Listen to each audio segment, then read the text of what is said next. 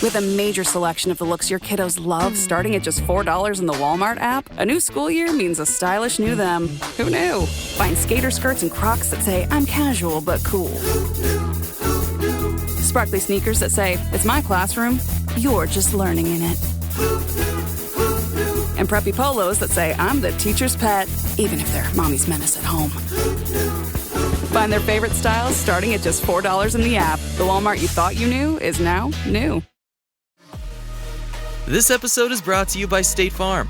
Life gets easier with great assists, and State Farm is here to dish one your way. Get in touch over the phone or on the app to get the teammate you need. State Farm with the assist. Like a good neighbor, State Farm is there. Coverage options are selected by the customer. Availability and eligibility vary by state. Salut à toutes, salut à tous. 5e étape du Tour de Pologne aujourd'hui. Une étape dont la principale question va être: est-ce que les sprinteurs vont passer les deux difficultés du jour? Le Kortsiec, 4 km à 7,3% situé au kilomètre 85, et le Krowiarki, 8,6 km à 4,6% situé au kilomètre 140, mais encore loin de l'arrivée car l'étape est longue. L'étape fait 207 km aujourd'hui. La dernière difficulté répertoriée est donc située à plus de 70 km de l'arrivée. Mais il y a une autre difficulté non répertoriée située, elle, à environ 13 km de l'arrivée et qui fait 4 km à 5,4%. Donc ça va éliminer du monde. Ça va éliminer du monde. La question c'est, est-ce que ça va éliminer tout le monde? Est-ce que par exemple un Mathieu Brennan, finalement très discret pour l'instant depuis le début de ce Tour de Pologne, va être capable de passer? Normalement c'est un bon grimpeur. Est-ce qu'un Paul Magnier peut être capable de passer et d'être là dans le final? Quelques autres sprinters punchers peut-être sont capables de passer ces bosses, de s'accrocher et puis ensuite d'aller se disputer la victoire. Ou est-ce que les meilleurs punchers vont tenter de faire exploser tout ça? Un coureur comme Jan Christen, évidemment, très actif depuis le début de ce tour. Un coureur comme Antonio Tiberi, Finn Fischer-Black. Le leader, évidemment, Paul Lapera. C'est une étape aussi qui lui convient parfaitement à Paul Lapera. S'il est remis de sa chute, alors on dit qu'il a 2 côtes fissurées, donc ça doit être compliqué quand même, mais il avait l'air bien hier. C'est une étape qui lui correspond. Rafał Majka, Brandon McNulty, Quentin Hermans, là tous les coureurs un petit peu du top 10 qui voudront peut-être tenter de faire des différences, mais ça sera quand même pas facile parce que bon voilà, ça grappe, mais c'est pas non plus terrible. On va voir quel sera le scénario de cette longue étape aujourd'hui entre Katowice et Zakopane. Et il ne reste plus que 2 étapes pour faire des petites différences au classement général avant le chrono final, donc il y aurait intérêt pour certains à tenter de reprendre du temps, mais c'est pas facile parce qu'il y a des difficultés, mais elles ne sont pas forcément suffisamment pentues pour permettre justement de faire des différences. Chute de Bellocchi juste devant Armstrong qui est parti dans le terrain. Et attaque de Pierre Rolland. Voilà ce que nous disons depuis le début de ce Tour de France. Une chute terrible. Christopher Froome à pied. Mais quelle image du Tour. On n'a jamais vu ça. 100% cyclisme, le podcast du vélo en direct. Ça va Marion? Désolé. Et c'est parti. Et puis à noter qu'il y a très rapidement un sprint intermédiaire. Aujourd'hui, il y en a 2. Alors voilà, des fois, il y en a eu 3, des fois 1. Aujourd'hui, de nouveau, il y en a 2. Ils sont situés très rapidement. Le premier est situé au bout de seulement 6 km. Et donc, est-ce qu'il n'y a pas des petits leaders là qui seraient peut-être intéressés pour aller jusqu'à ce sprint et tenter de grappiller quelques secondes, puisqu'il y a 3, 2 et 1 seconde à prendre. Il y en aura un autre aussi, mais il sera situé, lui, dans 50 km. En tout cas, il y a des attaques d'entrée dès le kilomètre 0. On va voir si ça va se faire comme ça en quelques mètres ou est-ce que ça va batailler un peu. Pour l'instant, pas mal de coureurs qui tentent de sortir et là, ça bataille un petit peu. Il y en a d'autres qui tentent d'y aller. Ça va pas se faire là dès le kilomètre 0 parce que pour l'instant, voilà, on attaque, mais tout le monde suit un petit peu derrière parce qu'il y a du monde qui veut aller devant. C'est vrai que ça peut être aussi une belle étape au vu du profil pour une échappée pour aller au bout.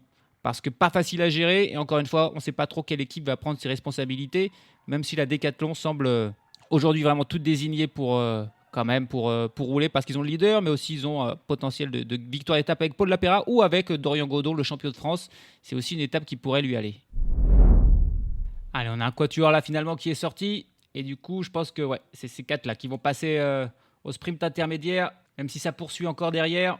Ça ne sera pas donc pour les leaders du classement général. Là, on a 4 coureurs avec, étonnamment, là, pas de coureurs pour l'équipe polonaise. On a Jensen Perreit pour l'Alpecin de Koninck, Hub Hartz pour l'Intermarché Venti, Martin Zverchek pour la Soudal Quick-Step et Patrick Gamper pour la Jayco Alula. 4 coureurs qui sont sortis. Alors l'écart n'est pas encore très grand. Ils sont poursuivis d'ailleurs par un trio formé par Bauke Mollema, par Arvid de Klein et puis ici là, on a Pavel Bernas pour l'équipe polonaise qui tente de revenir sur ces 4 hommes de tête, mais le peloton qui les poursuit aussi. Ça va très vite et voilà, c'est en roulant qu'ils passent Ce sprint intermédiaire, c'est Jensen Plowright là qui passe en tête devant Gamper et Sverchek qui prend les 3 secondes, les 3 points. Mais là, c'est pas l'important pour ceux qui sont devant. L'important, c'est de creuser l'écart, tenter de creuser l'écart et de ne pas se faire rattraper par le peloton qui roule fort derrière.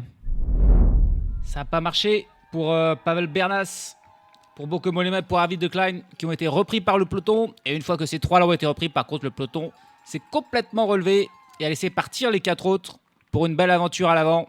Et là, l'écart a immédiatement grimpé. On est à 170 km de l'arrivée. Et on a le plus gros écart depuis le départ de ce Tour de Pologne avec 5 minutes et 30 secondes d'avance pour les 4 hommes de tête. Jensen Plowright, Ubarts, Martin Sverchek et Patrick Gamper. Et là, à 5 minutes 30, évidemment, on va commencer à travailler derrière. Et on voit des équipes, la Decathlon du leader, mais pas seulement. On a aussi la Visma Lease Bike et l'Ineos Grenadier. On se dit que Mathieu Brennan, on se dit peut-être que Ben Turner aussi peut passer les difficultés du jour et aller se disputer la victoire. Mais bon, pour se disputer la victoire, il faut déjà rattraper les hommes de tête. Et 5 minutes 30, c'est une belle avance. Donc ça y est, la bataille est lancée entre les échappés et le peloton. On est parti depuis une trentaine de kilomètres. Et en effet, ils ont vraiment creusé facilement, sans trop forcer. Maintenant, le jeu du chat et de la souris est reparti. Mais voilà, 5 minutes 30 avec des bons coureurs à l'avant, des bons rouleurs.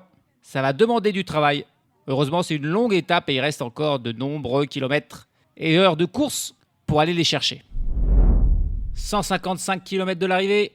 Et là, on arrive au second sprint intermédiaire. Est-ce que les hommes de tête vont un petit peu se le disputer ou pas? On va voir ça. Maintenant qu'ils ont beaucoup d'avance. L'avance qui a d'ailleurs encore un peu grandi. 5 minutes et 55 secondes sur le peloton. Ben non, même pas. Même pas. C'est en passant ce relais que Ubarts passe en tête là. Devant Martin Sverchek et Patrick Gamper. En passant son relais, on ne perd pas d'énergie à se faire un petit sprint. On reste concentré sur l'objectif. On sent qu'on a une belle avance, qu'il y a des possibilités peut-être pour ces 4 hommes d'aller au bout. Donc on ne s'éparpille pas. Ubarts qui passe, qui prend 3 points et 3 secondes. Et ça avantage aussi Patrick Stoss, le porteur de ce maillot du coureur le plus actif, qui finalement, en ayant pris part à une seule échappée, le jour où il y avait 3 sprints intermédiaires, et il porte ce maillot depuis et on l'a jamais revu à l'avant. Et il est toujours pourtant considéré comme le coureur le plus actif. Il est un petit peu bizarre quand même ce classement, mais bon. Le profil de la course qui suit, c'est toujours plat. Pour l'instant, il n'y a pas d'ascension depuis le début, ça va être encore plat. Jusqu'à donc cette première difficulté, col de première catégorie, Korcierz. Elle n'est pas facile, 4 km à 7,3%. Elle aura lieu dans à peu près 40 km. Le sommet de ce col de première catégorie, passé par Patrick Gamper qui vient prendre les 10 points. Il me semble qu'il avait déjà quelques points au classement de la montagne. Il avait déjà 9 points, donc il passe à 19, mais il reste encore loin du leader Timo Kilic. Il passe en tête sans vraiment se batailler, simplement en passant son relais. L'écart qui est toujours grand, il y a toujours 6 minutes d'avance pour les 4 hommes de tête à 120 km de l'arrivée. Le peloton qui monte quand même assez rapidement, mais qui essaye de ne pas non plus aller trop vite pour lâcher les sprinteurs dans chaque équipe, même s'il y a quand même des lâchers, parce que là, c'est des pourcentages à plus de 7% sur 4 km, donc ça fait mal. Le peloton est encore assez fourni, mais il y a quelques coureurs qui commencent à avoir du mal à l'arrière. Mais on ne peut pas se permettre de monter non plus trop tranquillement parce que à 6 minutes d'avance, c'est pas négligeable. D'autant plus que la suite de cette course, c'est encore un petit peu quelques montées, quelques descentes. Donc ça favorise pas forcément la poursuite d'un peloton. Là, on voit Elia Viviani, par exemple, le coureur de la Lotto, qui est distancé, le sprinter. Pareil pour Fernando Gaviria. Voilà, des coureurs qui sont en difficulté dans cette ascension, mais peut-être ils auront le temps de revenir ensuite s'ils ne sont pas lâchés trop loin dans la descente. Quelques sprinteurs donc lâchés, mais la plupart des coureurs encore présents dans cette difficulté qui est la plus dure de la journée, en tout cas qui est la plus pentue.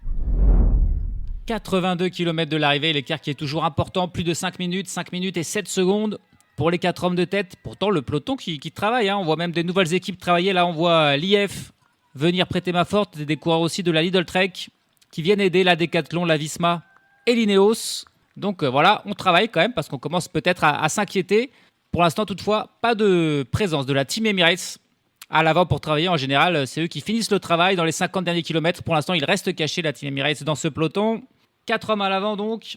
Jensen Plowright, Australien de l'Alpecin de Koenig. Ubarts, Hollandais de l'Intermarché Venti. Martin Sverchek, Tchèque de la Soudal Quick-Step. Et puis Patrick Gamper, l'Autrichien de la Jayco Alula. Alors, il n'y a pas beaucoup de victoires. Pour ces 4 coureurs, Patrick Gamper, on a fait son focus un petit peu plus tôt dans la semaine. Il ne compte qu'une seule victoire. Sverchek, qui n'a que 22 ans. Hartz, qui n'en a que 23, ne compte aucune victoire. Jensen Plowright, lui, en compte 2. Donc on va s'intéresser un peu à lui. L'Australien de 25 ans, qui évoluait en division continentale du côté de la Bridge Lane jusqu'en 2021 avant de rejoindre l'équipe Conti de la Groupama FDJ. Il a passé une saison à la FDJ. Oh, attention là. Oh, il y a une chute de Houbarts parmi les échappés. Là, qu'est-ce qu'il a fait, Houbarts? Il est allé un petit peu dans le fossé. Il est reparti immédiatement. Il a pris un virage trop large, en fait, Houbarts. On est dans une descente. Et Houbarts, là, il a fini un petit peu dans un mur végétal d'arbres. Il a pu repartir, mais il doit changer de vélo.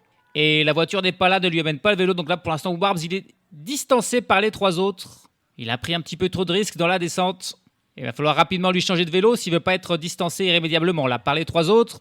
Mais bon, moi, il s'est pas l'air de s'être fait mal. Il s'est pris, il a pris un virage trop large et il s'est pris une haie, basiquement. Bon, alors, je parlais de Jenson Prowright avant que Houbarts là fasse sa petite erreur. Il est donc passé par l'équipe Conti de la Groupama FDJ et puis il a rejoint ensuite le World Tour en 2023 en rejoignant cette équipe de l'Alpecin de Koenig, le sprinter australien qui compte 2 victoires donc dans sa carrière. C'était sur le Tour du lac Qinghai en Chine. C'était l'an passé. C'était évidemment 2 sprints massifs qu'il a remporté pour Jenson Prowright que l'on a vu cette saison. Sur le Giro, c'était le premier grand tour de sa carrière. Il avait fait 14e d'une étape comme meilleur résultat. Il n'a fait aucun monument non plus. Donc voilà, c'est un coureur lui aussi quand même qui, on va pas dire débute le haut niveau, mais presque. Cette saison d'ailleurs, à part le Giro, il n'a fait aucune course par étape pour le Tour. Ce n'est que la 2e fois et il est en forme. 3e lors de la première étape remportée par Olaf Koy. Et puis 8e hier dans l'étape remportée par Paul Magnier. Donc il est là déjà 2 top 10 sur ce Tour de Pologne pour Jenson Prowright et qui aujourd'hui décide de tenter une stratégie différente. Donc en prenant l'échappée plutôt qu'en attendant le sprint final. Il se dit aussi que voilà, en prenant l'échappée, il sera peut-être rattrapé, mais il sera rattrapé dans le final et il aura quand même une chance, s'il a gardé un petit peu de jus, de participer à l'emballement final. On verra ça.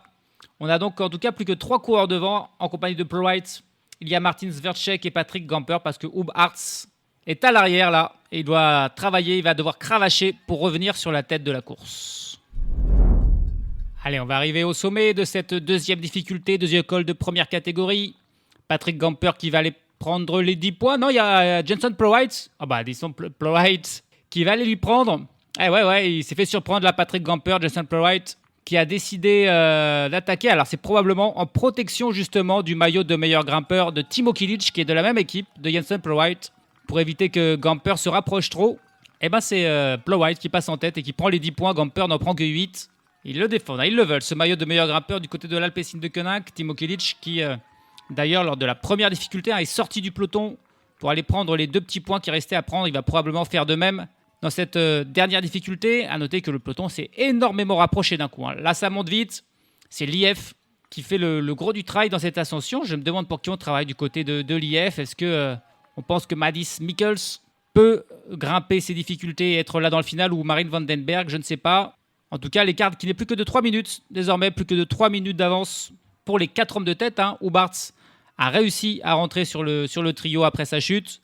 C'est donc toujours 4 à l'avant, mais l'écart qui a bien fondu dans cette ascension, où encore une fois on voit quelques coureurs à l'arrière en difficulté. Elle est moins pentue, mais elle est plus longue. Elle fait 8 km à 4,6% de moyenne. Par contre, derrière, il y aura une longue passage de vallée, environ 50 km plat, avant une dernière difficulté non répertoriée, là aussi autour des 5%. Et puis, ça sera la descente jusqu'à l'arrivée. Ça sent le sprint massif quand même là. On est à 23 km de l'arrivée. Et l'écart qui a continué de fondre. On a vu la Team Emirates, comme d'habitude, venir accélérer. Ça y est, dans le final. Et il y a moins d'1 minute, 57 secondes d'avance seulement pour les 4 hommes de tête. Ils sont toujours ensemble, là, ils travaillent. Mais voilà. Ils avaient pourtant une belle avance au cours d'étape. Mais là, ça a fondu. Il y a moins d'1 minute.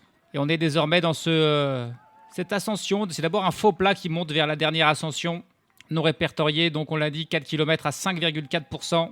Je ne pense pas que ce sera suffisamment pentu pour lâcher beaucoup de monde dans le peloton. On se dirige donc plutôt vers un sprint. En gros comité, il manque quelques coureurs, mais pas tant que ça. Il y a au moins encore une centaine de coureurs dans ce peloton. À moins qu'un coureur tente d'attaquer dans le final. Ça sent encore un sprint sur ce Tour de Pologne. Ça serait au final le 5e quasiment en 5 étapes en gros. À part la victoire de Paul Lapera qui a réussi à faire un petit écart de 2 secondes sur ses poursuivants. C'était... quand même pas loin d'un sprint. Les autres étapes, c'était aussi des sprints. Ce qui explique les faibles écarts, évidemment, au classement général. Gatorade is the #1 proven electrolyte blend designed to hydrate better than water. So you can lose more sweat and raise your game. Gatorade, is it in you? Ryan Reynolds here from Mint Mobile. With the price of just about everything going up, we thought we'd bring our prices down. So to help us, we brought in a reverse auctioneer, which is apparently a thing. Mint Mobile Unlimited Premium Wireless. How to get 30, 30, bit to get 30, bit to get 20, 20, 20, bit to get 20, 20, bit to get 15, 15, 15, 15, just $15 a month? Sold! Give it a try at mintmobile.com/switch. Upfront payment of $45 for 3-month plan, equivalent to $15 per month required. New customer offer for first 3 months only. Speed slow after 35 gigabytes if network's busy. Taxes and fees extra. See mintmobile.com. L'effort de Hub Hartz là, qui n'est suivi que par Jensen Prowright, Patrick Gamper et Martin Vercek, qui ne peuvent pas suivre, qui vont, alors, ils sont distancés. Là, on n'a plus que 2 hommes à l'avant, donc avec Hub Hartz et Jensen Prowright. L'écart qui est désormais stable, là. Ils ont perdu beaucoup, mais là, il y a toujours 1 minute 6 secondes même. Ils ont un peu repris. On est à 15 km de l'arrivée tout pile. On est toujours dans cette ascension. Et attention, s'ils ont 1 minute d'avance au sommet de cette ascension, ensuite, c'est vraiment en descente quasiment jusqu'à l'arrivée. Donc forcément, en descente, c'est très dur de reprendre du temps. Donc ça serait intéressant pour ces 2 hommes de tête s'ils arrivaient à garder cet avantage d'1 minute jusqu'au sommet, qui n'est pas loin d'ailleurs, qui sera là dans environ 2 km. Le peloton qui, on l'a vu, s'est un peu calmé. Là, c'est plus la grosse poursuite. Il y a un petit peu de placement, mais on gère. Et attention à pas trop gérer, parce qu'en descente, c'est quasiment impossible de reprendre du temps pour un peloton sur 2 hommes isolés qui travailleraient bien. Oh, le gros rythme là, le gros rythme mis par la Bahrain Victorious, hein, qui a décidé de faire mal à tout le monde, et notamment aux sprinteurs, mais aussi aux échappés, là, parce qu'ils vont être repris, tout simplement. Jensen Prowright a été repris, Hub Hartz, il a encore un tout petit peu d'avance, mais c'est bientôt fini, et c'est la Bahrain Victorious, au final, qui a décidé d'accélérer dans ses pourcentages les plus importants pour lâcher des sprinteurs, un peloton en file indienne, et là, il y a des lâchés. Hein. Là, il y a des lâchés, alors il faut voir qui, mais il y a des sprinteurs qui sont plus là, clairement. Peut-être que du côté de la Bahrain Victorious, on compte sur Eduardo Zambanini qui s'est grimpé. Et là, il y a même des attaques désormais, parce que la Bahrain vient juste de terminer un petit peu son travail. Et c'est une attaque de Dani Martinez, le Colombien. Il est suivi par Mathieu Recitello, et il est suivi par un coureur de l'UAE. Est-ce que c'est encore Jan Christen là qui a suivi? Alors là, le peloton explose. Bon, finalement, on n'aura pas de sprint massif là, parce que là, ça va très très vite. Et Mathieu Recitello qui contre Dani Martinez qui ne peut pas suivre. Ça suit par contre pour Jan Christen. Et il y a un coureur de la J-Colou là qui aussi a réussi à revenir. Qui sait, c'est peut-être Filippo Zana ou Cohen Bouman pour la J-Colou là. Mais là, le peloton qui explose. Et Recitello qui en remet une. Ah, il est fort, hein, Recitello. Et c'est vraiment un pur grimpeur, Recitello. Il sait que sur le chrono de fin, il perdra du temps. Donc il essaye. Mais Jan Christen qui pour l'instant le suit parfaitement. Et derrière, c'est un coureur de la Decathlon qui mène le peloton, ce qu'il en reste. Et qui revient dessus. Oh, Recitello, il n'est pas content. Oh, Recitello, il est fou de rage envers Jan Christen. Parce qu'il lui a pas pris de relais, Jan Christen. Et alors là, il lui a vraiment crié dessus. Puisqu'ils ont été repris immédiatement là par le coureur de la Decathlon qui mène le peloton. On est à 10 km de l'arrivée. On a donc un peloton à l'avance, donc sans plus aucun échappé. Là, les tentatives de contre n'ont pas fonctionné. Mais par contre, il y a beaucoup moins de monde dans ce peloton qu'il y a 2 km de ça. Et il y a encore des contres qui continuent. Parce qu'on est encore un peu dans l'ascension. On va bientôt basculer dans la descente. C'est un bon moment. Il y a un duo là encore qui vient de sortir. Il me semble que c'est un coureur de la Groupama. Ah non, c'est Jan Christen. C'est Jan Christen qui va. Il est suivi par Paul Lapera, le maillot jaune. Ah, le maillot jaune, décidément, ses côtes fissurées, il ne les sent pas. Hein, parce que Paul Lapera qui suit. Mais ça ne sort pas non plus. Et encore une attaque là d'un coureur de la Team Emirates. Est-ce que c'est Jan Christen encore qui en remet une? Ouais, il est déchaîné d'un seul coup. Alors il ne voulait pas travailler à Recitello. Mais là par contre, il fait plein d'attaques. Il est suivi par Alberto Bettiol. Et un coureur de l'Israël Premier Tuck. Est-ce que c'est Marco Frigo qui est là et qui passe au sommet en tête? Alors, il n'y a pas de point. Voilà, c'est Marco Frigo, le premier à s'élancer dans la descente. Et il a réussi à prendre 20 mètres d'avance, finalement, Marco Frigo. C'est le seul qui a réussi à prendre un petit peu d'avance. Attention à ne pas se regarder derrière. Parce que si vous laissez 30 secondes d'un coup là à Marco Frigo, eh bien, il pourrait filer vers la victoire. En tout cas, un peloton d'un seul coup réduit. Je pense que la plupart des sprinteurs ne sont plus là. J'ai pas vu si Paul Magnier et Mathieu Bredal sont encore là. Mais ce serait une belle performance. Il y a des cassures un peu de partout. Là, on voit une belle vue d'hélicoptère. Je dirais qu'il y a environ peut-être 30 ou 40 coureurs là, l'un à la suite de l'autre dans cette descente. Mais attention, c'est une descente technique qui va vite. Ne pas faire d'erreur comme on l'a vu il y a 2 jours avec la chute de Lapera. Ah, Marco Frigo qui a été repris dans la descente. Mais là, il y a un nouveau duo qui vient de sortir avec encore Jan Christen qui a suivi l'effort de l'Italien Alberto Bettiol pour l'Exis Astana Team. Là, il y a une petite remontée après cette descente. Et ces 2 coureurs ont pris quoi? Ils ont quoi? Ils doivent avoir 5 secondes d'avance sur le groupe de poursuivants, sur le peloton. On est tout pile à 6 km de l'arrivée. Il va y avoir encore une descente et puis les 2 derniers kilomètres se font plutôt en montée. Donc faudra avoir de la force. En tout cas, on a ces 2 coureurs là qui ont réussi quand même un petit peu à s'échapper, Alberto Bettiol et Jan Christen, qui ont donc même un petit peu plus, 10 secondes d'avance sur un peloton d'environ 30-40 coureurs, où il doit rester encore des coureurs rapides. J'ai vu que Tim Teutenberg était encore là, Paul Lapera, le maillot jaune aussi est là, mais il va falloir travailler, collaborer pour revenir sur le duo de tête là. 2 km 500 de l'arrivée, les 2 hommes qui sont, ça y est, dans on va dire le mur, c'est pas vraiment un mur, c'est une montée finale, un faux plat final. Ils ont 8 secondes d'avance, c'est Bettiol qui mène avec Jan Christen dans sa roue. Et qui est-ce qui mène le peloton derrière? C'est encore Kwiatkowski, je crois, pour l'Ineos. Il y a encore du monde quand même dans ce peloton pour aller faire le sprint. Mais il faut rattraper les 2 hommes de devant. Ils sont plutôt en train de revenir là. Et Jan Christen qui... Ah ouais, non, il se relève. Jan Christen et Alberto Bettiol qui semblent se relever. Et Alberto Bettiol qui met quand même une dernière accélération. Jan Christen qui le suit comme un sparadrap là. Mais on a encore 1 km 800 du sommet. Et allez, Jan Christen à son tour de mettre une accélération. À Bettiol de le suivre. Ils ne collaborent pas bien ensemble. Il aurait fallu qu'ils roulent vraiment ensemble. Là, ils font que s'attaquer l'un l'autre. Ça ne marchera pas comme ça. Et ça va rentrer. C'est la Red Bull Bora Hansgrohe désormais qui est en tête du peloton. Peut-être pour Finn Fischer-Black qui a un bon punch. La Lidl Trek aussi bien placée. Ils ont Andrea Baggioli qui est aussi bien placé.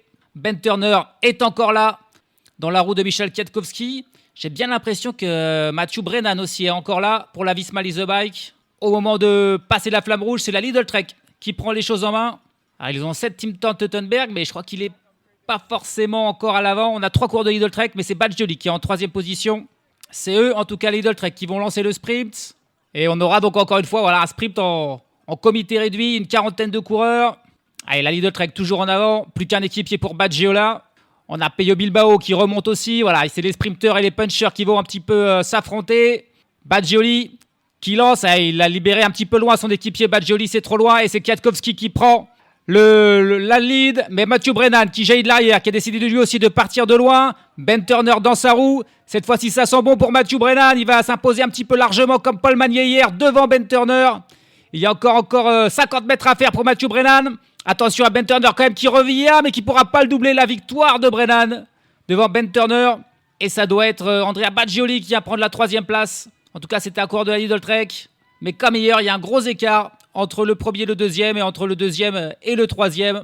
Mathieu Brennan, il était encore là dans le final. Et il vient remporter ce sprint du peloton, du groupe des favoris, on va dire. Il avait été discret jusque-là, même s'il avait quand même lancé Olaf Koy vers la victoire lors de la première journée. Et le jeune coureur de 20 ans, tout juste 20 ans, qui vient remporter une nouvelle victoire en World Tour. Incroyable, devant un Ben Turner, encore une fois, très fort Ben Turner, après une victoire d'étape, une 2e place. Il vient faire 2e encore. Mais c'est un autre Britannique, beaucoup plus jeune, qui s'impose aujourd'hui. C'est Mathieu Brennan. On va revoir le ralenti. Et on revoit là donc avec le coureur de la Lidl Trek qui mène Baggioli, mais qui s'écarte bien trop tôt. Baggioli ne peut pas lancer. Du coup, Kwiatkowski en profite pour prendre la tête avec Ben Turner dans sa roue. Et c'est dans ce petit moment de flottement que Mathieu Brennan décide de lancer, alors que Ben Turner est toujours bloqué dans la roue de Kwiatkowski. Et du coup, Ben Turner, il réagit une fois que Brennan est déjà passé et c'est trop tard. Brennan a lancé. Il va gagner mètre par mètre sur Ben Turner. Il a lancé aux 250 mètres, Mathieu Brennan. Et ensuite, Ben Turner, il va quand même revenir petit à petit, grappiller mètre par mètre qu'il a perdu, mais il va finir presque dans la roue de Mathieu Brennan. La 3e place pour Baggioli. Lui, par contre, est 5 mètres derrière, devant un coureur de la Soudal Quick Step. Je me demande si c'est pas l'italien, là. Andrea Raccani qui fait 5e. Et il y a un coureur de la Groupama qui doit aller chercher une 5e place. Est-ce que c'est Thibaut Gruel encore là qui est là? En tout cas, c'est une arrivée extrêmement similaire à celle d'hier, avec un coureur qui attaque juste avant Ben Turner et qui ensuite fait rapidement un écart de quelques mètres que Ben Turner ne peut pas combler, et la lutte pour la 3e place qui se place bien derrière. Encore un sprint sur ce Tour de Pologne, mais avec à chaque fois un vainqueur différent aujourd'hui. C'est pour Mathieu Brennan. Ce n'est que sa toute première saison professionnelle, Mathieu Brennan. Et il compte déjà 9 victoires, c'est sa 9e de la saison, dont pas mal en World Tour, puisqu'il a remporté 2 étapes sur le Tour de Catalogne et une sur le Tour de Romandie. En voici donc une nouvelle avec une étape sur le Tour de Pologne pour Mathieu Brennan. Le nouveau phénomène là, du cyclisme britannique, qui s'impose facilement, comme Paul Magnier hier, devant Ben Turner 2e Et puis c'est Andrea Baggioli donc, qui est venu prendre la 3e place devant un autre Italien, Andrea Raccani de la Soudal Quick-Step. Et puis c'est bel et bien Thibaut Gruel qui vient encore faire une belle place, 5e aujourd'hui pour le coureur de la Groupama FDJ. Il devance Antonio Tiberi de la Bahreïn Victorieuse, Finn Fischer-Black est 7e, Alberto Bettiol 8e, Pierre-André Côté, le Canadien, 9e, et puis Lorenzo Milesi conclut ce top 10. Encore une fois, un mélange étonnant de coureurs du général, de punchers, de sprinters, voire même d'équipiers dans ce top 10. Un groupe de 38 coureurs est arrivé ensemble dans le même temps donc, que Mathieu Brennan, dont Paul Lapera, le maillot jaune. Quelques coureurs ont perdu du temps et perdu toute ambition au classement général, notamment Daniel Martinez, le Colombien de la Red Bull, qui termine à 1 minute 13. Magnus Sheffield, le coureur d'Ineos Grenadier, qui avait pourtant une bonne tête de vainqueur finale, termine à 2 minutes 38. Et puis, je ne sais pas ce qu'il est arrivé à Ethan Hayter, ancien vainqueur de ce Tour de Pologne. Il a fini très très loin, quasiment dernier du jour, à 28 minutes et 20 secondes du vainqueur Mathieu Brennan pour Ethan Hayter. A noter aussi qu'il y a eu beaucoup de coureurs qui n'ont pas pris le départ. Aujourd'hui, 7 non partants. Il s'agit du sprinter de la Cofidis Stanislav Agnokolski. On a aussi Michael Honoré de l'IF, Pepin Reinderick de la Soudal Quick-Step, Cédric Belens de la Lotto, Koen Bouman de la Jayco Alula, Max Poole, le leader de la Picnic Post-NL qui avait perdu du temps hier, et puis Michael Zilliard, le sprinter de la Tudor. Et puis en cours d'étape, il y a eu un abandon, c'est celui de Florian Sénéchal, le français de l'Arkea BNB Hotel. Donc 8 coureurs de moins sur ce tour de Pologne, alors que pourtant les étapes ne sont pas si dures que ça, puisque ça se termine toujours au sprint, mais les efforts commencent à peser quand même sur la tête de beaucoup, et dans les jambes surtout de beaucoup. Au classement général, par contre, pas de changement pour Paul Lapera, toujours leader avec 8 secondes sur Langelotti, le monégasque, et 12 secondes sur Yann Christen et Antonio Tiberi. Le seul changement dans le top 10, c'est l'abandon de Michael Honoré. Il était 9e au classement général. Ça permet à Albetiol de prendre sa 9e place et à Matteo Sobrero, l'Italien de la Red Bull, de rentrer dans ce top 10 à 19 secondes de Paul Lapera. Au classement par points du meilleur sprinter, Ben Turner plus que jamais leader avec 72 points. Il devrait se garder ce maillot jusqu'à la fin. Il devance Yann Christen et Finn Fischer-Black qui ont tous les deux 47 points. Et puis au classement de la montagne, ça sent aussi très bon pour Timo Kilic avec 45 points. Il devance Patrick Gamper et Tomasz Budzinski qui ont 26 et 23 points. Demain, c'est déjà la dernière étape avant le chrono et les écarts sont toujours infimes. Là, il y aura quand même l'occasion peut-être de faire des écarts parce qu'il y a pas mal d'ascensions, de cols de première catégorie. 6 cols de première catégorie quand même à franchir. Alors, c'est plus des murs que des cols, à vrai dire. C'est à chaque fois une ascension qui font à peu près 2 km à 8% de moyenne, que l'on va donc franchir 6 fois. Et puis, le final sera lui aussi en montée avec 2 km à 7,5% dans les tout derniers kilomètres, avant un dernier kilomètre qui montera toujours, mais un petit peu moins, aux alentours de 3-4%. Donc voilà, là, il n'y aura pas de sprint massif ou semi-massif. Ça devrait être pour les punchers. Après, il n'y aura pas non plus forcément des gros écarts. On va voir s'il y a un coureur arrive à s'isoler ou non dans ce final. Mais ce sera la dernière occasion pour reprendre du temps sur ce Tour de Pologne avant donc le chrono final. Ce sera la 6e étape de ce tour qui est toujours mené pour l'instant par un Français. Alors encore une fois, je vais le dire, mais malheureusement, ça risque de nous porter malchance. Plus aucun vainqueur français sur une course par étape pour le Tour depuis Christophe Moreau en 2007. Est-ce que Paul Lapera sera celui qui mettra fin à cette insupportable disette? On aura un bon début de réponse dans l'étape de demain. Salut à tous, salut à toutes.